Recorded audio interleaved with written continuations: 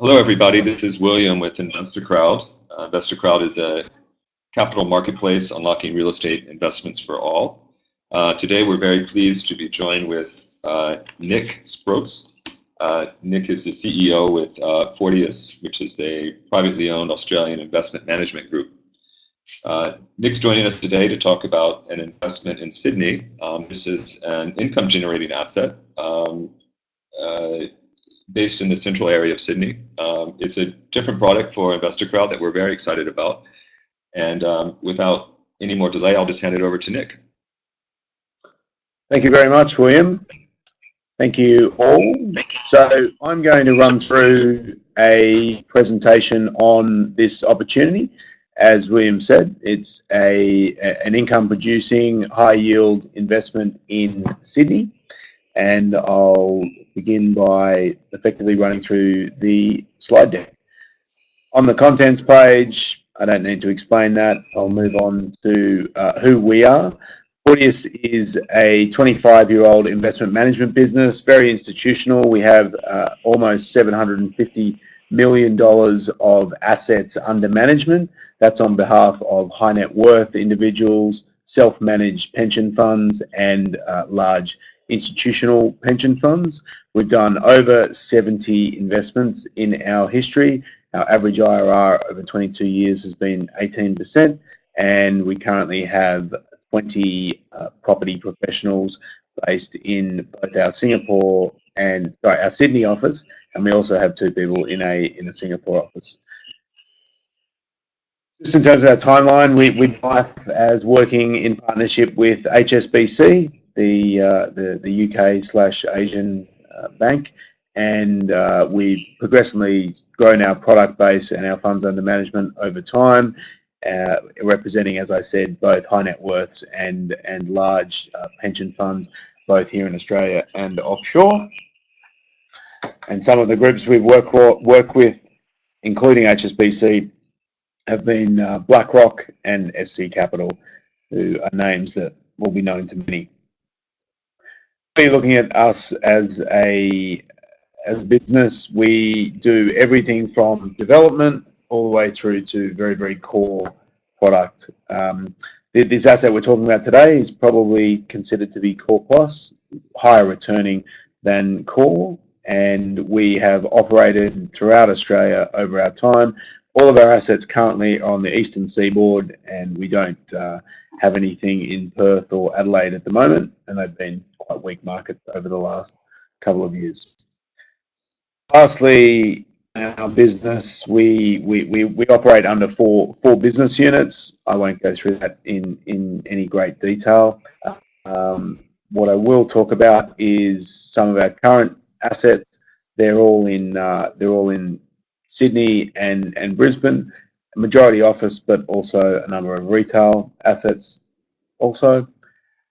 Moving on to our recent transactions, 420 George Street is an asset that we developed in Sydney, and we recently sold into a big REIT, effectively, and that's a building that we built from the ground up. On Charlotte Street, Sydney is in Brisbane, I should say, is a classic sort of value add kind of play where we purchased a building where it needed a fair amount of refurbishment and driving greater occupancy. And 4-6 Blythe Street is an asset we bought some time ago in Sydney, a B grade asset owned on behalf of a large Singaporean client. Moving on quickly to our team, you can see the faces there and the roles. I'll move quite quickly through our team.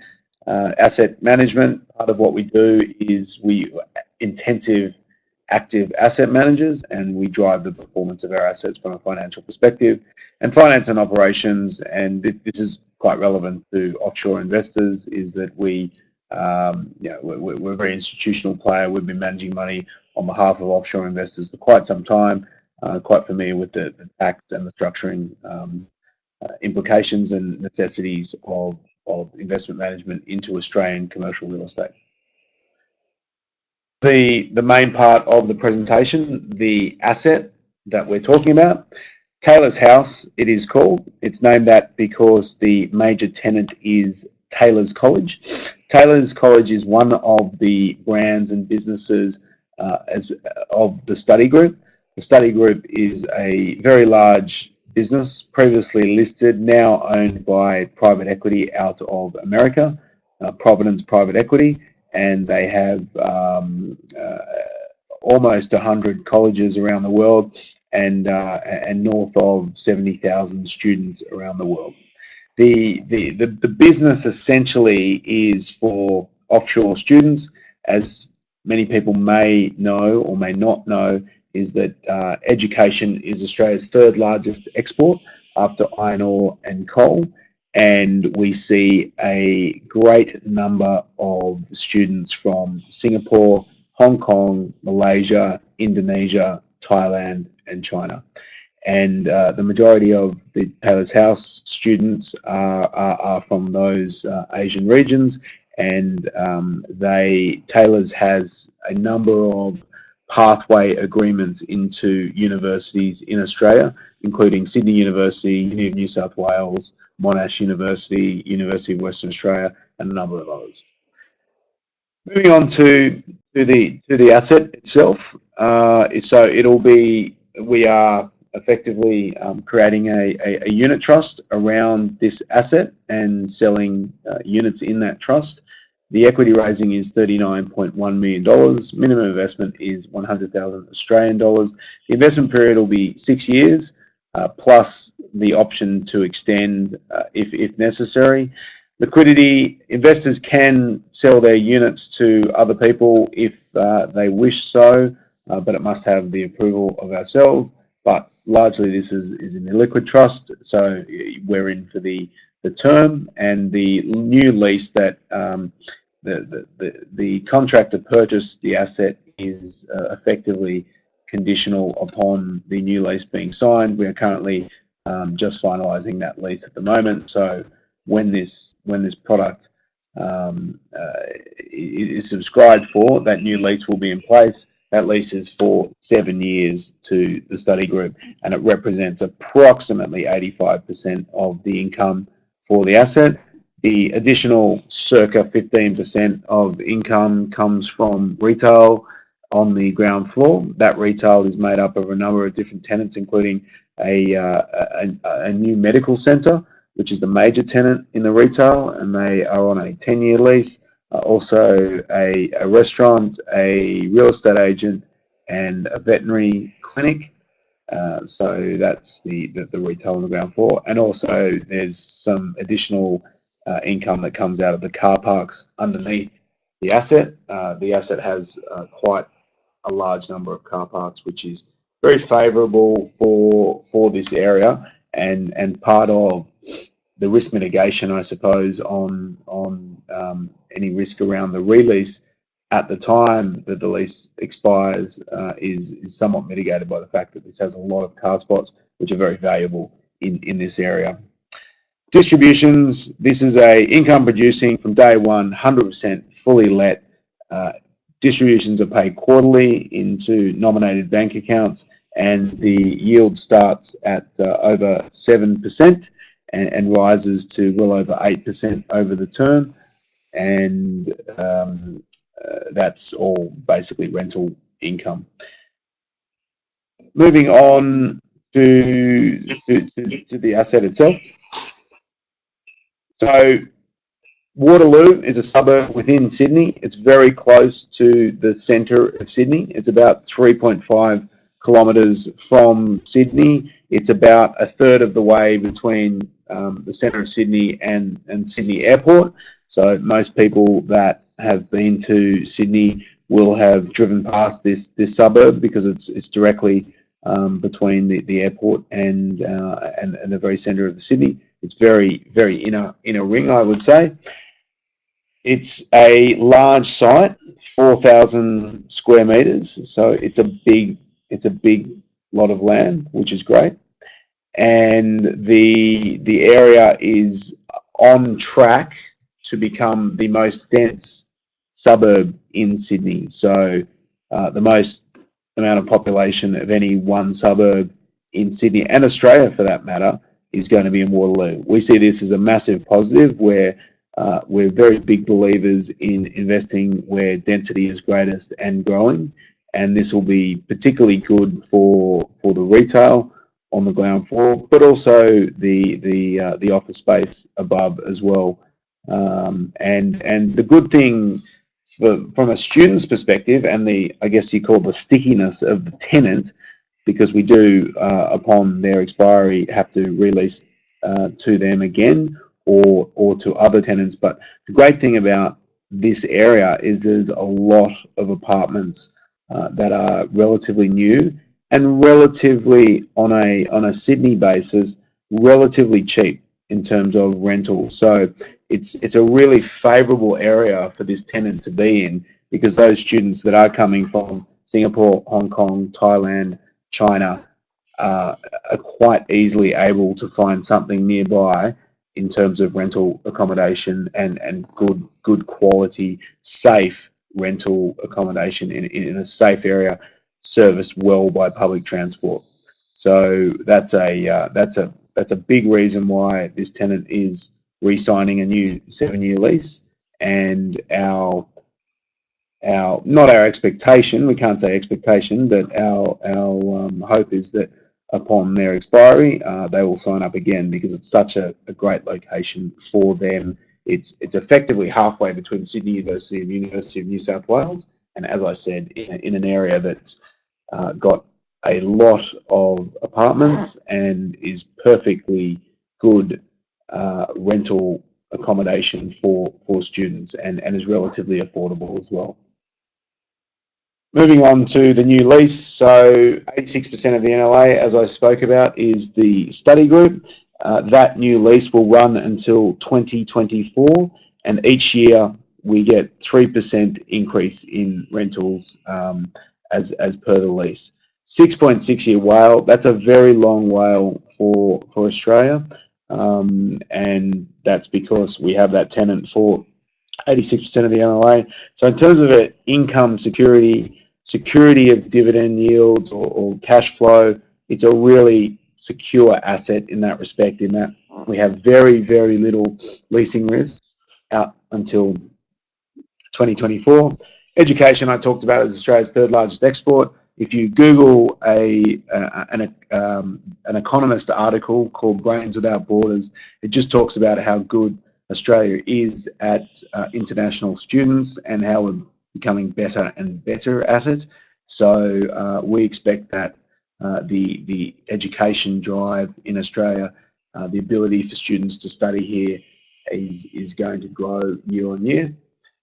Very high quality building, built in 2001, no problems with it since its building in terms of structurally, very well suited to the current occupiers. And as I talked about, great parking amenity, 94 car spaces underneath.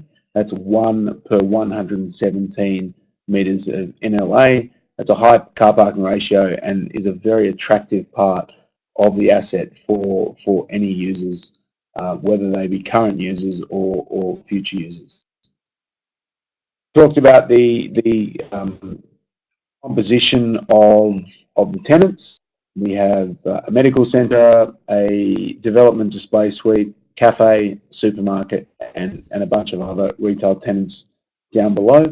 Study group, as I talked about earlier, 70,000 students throughout the world, colleges located in the UK, Europe, North America, and Australasia.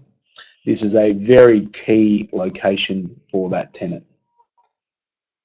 Distribution yield, this is the most important slide probably, is that distribution yield is, it's 100% fully let, income producing, paying a 7.25% distribution yield on day one. First distribution check goes out to investors 3 months after investing, and then paid quarterly throughout the life of the trust.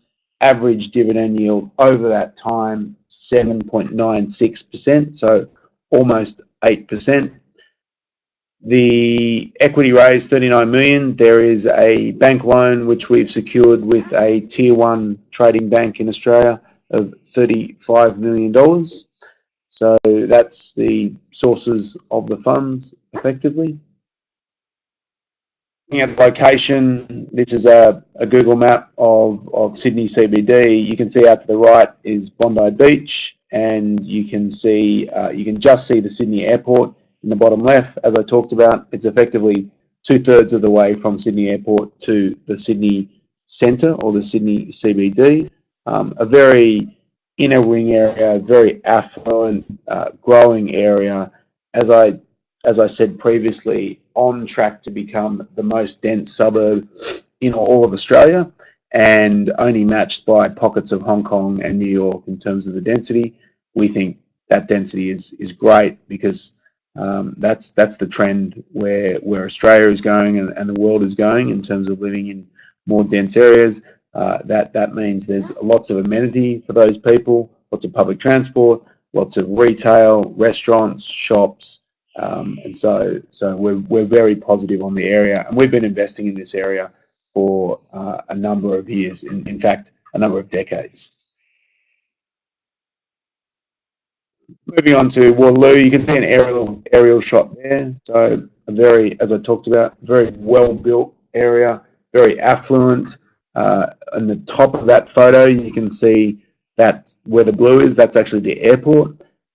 So a really prosperous area, lots of retail, lots of accommodation, very close to the CBD. A great place for people to live who are first homeowners, young families, and as I talked about, singles, students. Lots of development continuing to go on. Proposed next 24 months, you can see all those developments that are going on, and then you've got a number of existing ones. So we think that it's in such a great location in terms of amenity and people living around it that we're very comfortable with the asset and the future prospects of the asset, whether it's for study group at the end of their lease or for another user. There's so much reason to be here, and it's so close to the Sydney CBD. In terms of the investment strategy, talked about it's 100% fully occupied. That is really the beauty of this. We've negotiated a great new 7-year lease, and it's really about providing that cash flow to investors. High yield. We think that it's a great yield opportunity. I mean, the cash rate in Australia is 1.25%, and what you get in your bank or term deposits is not much more than that. So this is offering 7.25% on year one, rising to well over 8%, and an average of just about 8%. The current tenant study group doesn't use all their car spots, which you can imagine is not strange in terms of that not a lot of students have cars, and there are a lot more students than there are teachers. So there's actually a lot of car spaces there, 49 car spaces that are currently not income producing. We will seek to find residents and businesses nearby that need those car spaces, and will charge for them on a license basis. The current market rate for those spaces is about $225 per bay per calendar month. So that's the kind of rental rate that we're looking to achieve on those 49 car bays. The retail rents, there's great retail tenants in there. They're paying $493 per square metre on average. That's a good rent. However, we think that we can continue to drive that rent up over time, particularly as the density goes up. We should be able to drive those rental rates to increase the income. CapEx maintenance, not a lot of CapEx needs to be spent on the building, which is a beauty of the investment. It's a very well built building. We know the builder very well and have known them for some time. So it's really about just providing the right amount and minimal CapEx over the term to keep the tenant happy and to make sure that the building is operating to its maximum capacity. Sustainability, we don't need to fit into the sustainability regulations as per the legislation because it's used as an educational use. However, we will look at, especially towards the back end of the investment term, we will look at, do we need to spend money on some sustainability initiatives to drive the rent at that time when we're looking at a releasing situation. Development upside, it's currently not zoned for residential, but many of the blocks around it are residential. So there's a strong argument to say that over the term and towards the end of the term of the investment, there's strong possibility that we can get it rezoned through council to residential, and residential is mostly highest and best use of any areas in Australia. So we'll investigate that, and that should add value to the asset, particularly when we go to sell the asset in 6 years' time. And lastly, it's in terms of what's the plan. It's all about collecting the income, driving the retail rents, driving the car parking rents, looking at that upside, and then ultimately in year 6 or the final year of the trust, we will negotiate with the tenant to re-sign them, or otherwise get other tenants in there. We think if it's not the current tenant, then there are many office users in that area that will be attracted to the asset, or another educational use. Many of the education providers, mostly based out of Singapore and Asia, have actually been buying buildings of late to put colleges in. So we think that that's a very good downside protection, in that we believe that if Study Group was not to renew their lease in 7 years' time, then there's a number of buyers for the asset that will see it as strategically fits very well in their portfolio. So we think that provides good downside protection. And that basically concludes the slide deck on the asset. Great, thanks, Nick. Very informative. We have a couple questions that have come in as you were speaking. Let me just run through these real quick. You touched on this briefly, but when our investors look at investing in a project like this, they also consider what else they could do with their money. Could you give us a quick snapshot of the current deposit rate in an Australian bank for a term deposit, as well as a 10-year bond, just so we have a bit of a comparison with the yields that you're looking at? Yeah, sure. Well, I think as I talked about, the rate, the cash rate, the RBA cash rate is 1.25%. Most people are able to get probably maybe at best 2% on their cash in the bank in Australia, and the Aussie 10-year. Let me just quickly find what that rate is for you, Bill. I just don't have it off the top of my head. The Australian 10-year bond yield is 2.28% at the moment. So, a vast difference in terms of the yield you can generate out of this investment. 7.25 starting, going well beyond 8% over the term, averaging almost 8%. So well in excess of that Australian 10-year bond of 2.3% effectively. Okay. Thank you. If someone asking, how often would they receive their income distribution? Is this annually, or is it monthly or quarterly? How are you distributing the income? Yeah, so it's quarterly and just paid into the nominated bank account. That can either be an onshore bank account in Australia or a foreign bank account. So quarterly distribution payments straight into bank accounts. So high level of transparency of the cash flow, and that's really, that's the beauty of this investment. It's just a high cash generating asset. Great. So it's no issue to remit funds into foreign bank accounts. Could you briefly talk about what is the tax exposure for a foreign investor?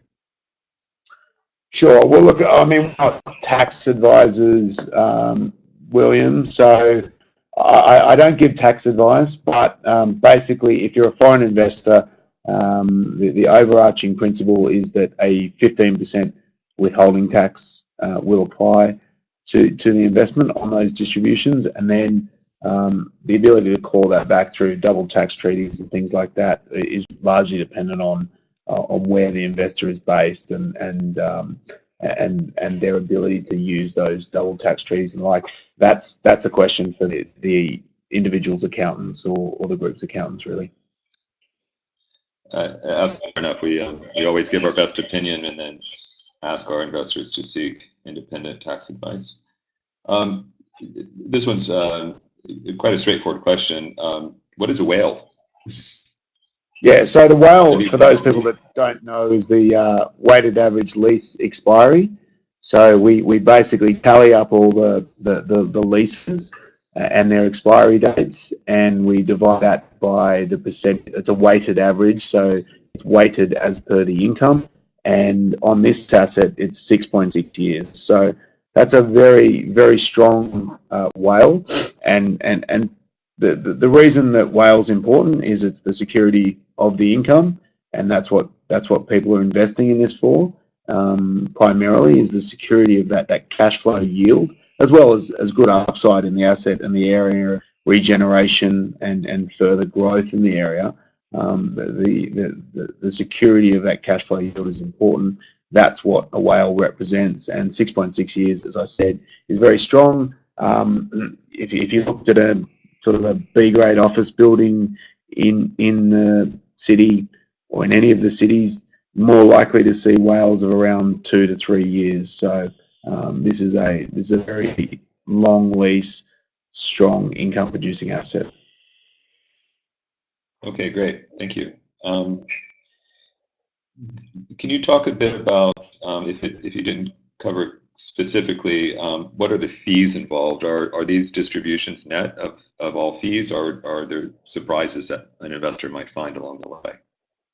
No, the distributions are net of fees. So there's a acquisition and due diligence fee, an investment management fee, and when we sell the asset and distribute the proceeds back to the profit, back to investors, then there's a performance fee, but that's only at the end of the life of the trust, not on the way through. So it's only when money is effectively flowing. And so there's no additional fees in terms of that. What we've stated in terms of the forecast distribution yield is net of fees. So I guess the only fee would be, Bill, is if we are paying into foreign bank accounts, then there's there might be a bank fee that we have to pay to distribute that globally. Those investors, if they choose not to have an Australian bank account to pay it into, will just have to pick up that transaction fee. But that's not our fee. That's the bank's fee. Of course, and that's definitely understood. Well, Nick, thank you very much for your presentation. To our attendees here, feel free with any questions that you have. You can write to me directly at william@investorcrowd.com. We're on the phone with Nick and his team almost every day as we're funding this project. So please don't hesitate to reach out to us, and we look forward to hearing from you again soon. Nick, thank you very much. Thank you.